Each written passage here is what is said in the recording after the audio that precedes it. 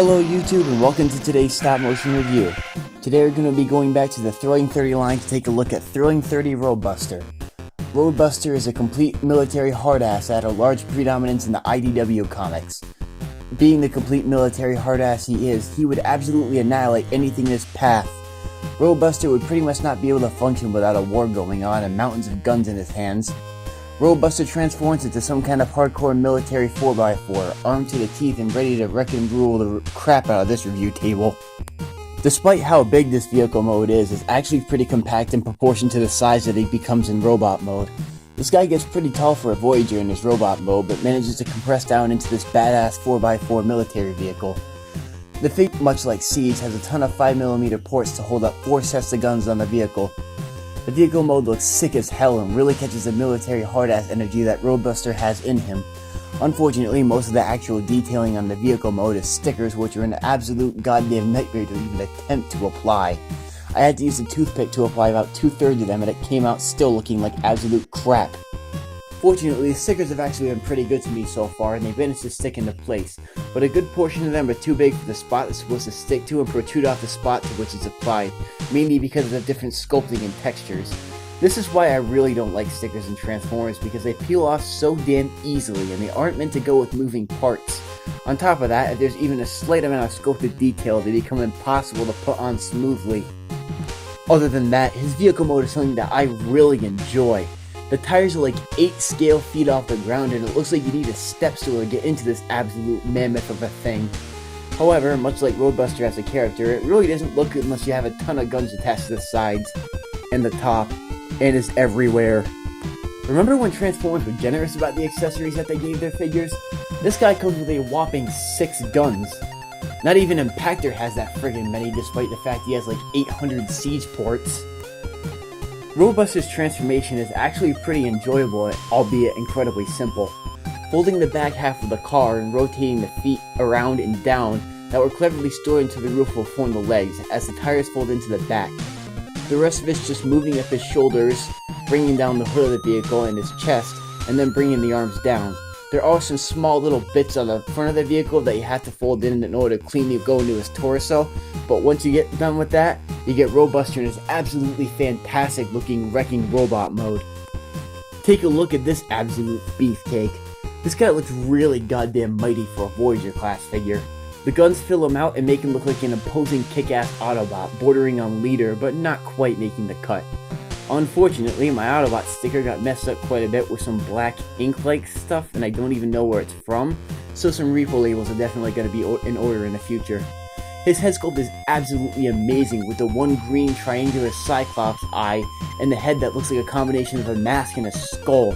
This thing looks absolutely threatening, and looks like somebody who you really don't want to screw with.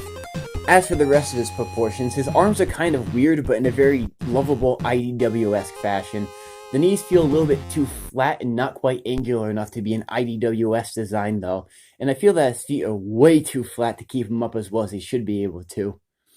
Anyways, Roadbuster's articulation includes a 360-degree spin in the head, shoulder rotation and outwards movement, stupidly tight rotation and double joints at the elbow, universal hips for all kinds of movement, knee bend, and insanely deep ankle tilt. Roadbuster's articulation feels both amazingly well balanced and incredibly janky at once in some respects. His ratcheted shoulder joints have a ton of stopping points, but they're insanely loose to the point where they can barely hold their own weight. The bend on the thighs and elbows is stuck on with insanely tight mushroom pegs. They seem to be just tight enough to be completely immobile, but to the point where if you do get them moving, you'll just rip out the mushroom peg and in turn his entire arm. These joints are complete assholes to deal with, so I had to shade the mushroom peg that they were attached to. And even now they feel completely uneven and like they're just not really moving naturally. The elbows are insanely double jointed, which is sweet, but the problem is that double jointed means 2 joints. One of the joints on the elbows moves via a friction pin. The other one is on a ratchet joint, making a half-done ratchet joint and a half-done friction joint in the elbows. What design sense does that make? Giving it so one joint in the elbow is on friction but the other joint is ratcheted. How does this make any sense? You didn't save costs by doing this. I can't figure out the practicality behind this. Designing a figure's joints like this is just total nonsense. In terms of the actual plastic quality, it feels both like something a 7-year-old could yeet into a wall all day long, but also incredibly fragile at the same time. I don't really know which it is. It's either one or the other, but it feels really off to me. This looks like an absolute champion. I love him to actual death, but I can't help but feel like the plastic quality kind of supersedes the positives on this figure. It smells and feels like the plastic using a lot of the transforming robo deformation characters that you see in those absolutely cursed images. Tell me how much this makes sense. This is Thrilling 30 Roadbuster size. He's almost 7.5 inches tall with a gun. This is Siege Springer size. He's 6.5 inches tall with the size. Both of them are Voyagers, but Springer is heavier. Tell me how much that makes sense. Altogether, even though Roadbuster is an incredibly fun figure, and he still is in my Hall of Fame because he's a wrecker and no crap, I feel like there's a little bit left to be desired. He's a wrecker, so I obviously have bias towards him, and he does look goddamn awesome and poses like a Chad under the right circumstances, but I'm so conflicted on whether or not to think he's the absolute best in terms of plastic quality.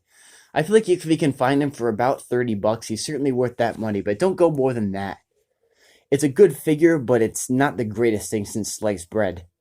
This has been my review on Thrilling 30 Roadbuster. My next review, we're going to be taking a look at the 3-pack of some certain repaints that are iconic, but getting a little annoying and redundant in terms of them being about 2/3 of the Siege Decepticon army. I'll see you in my next review on the Siege Rainmaker 3-pack.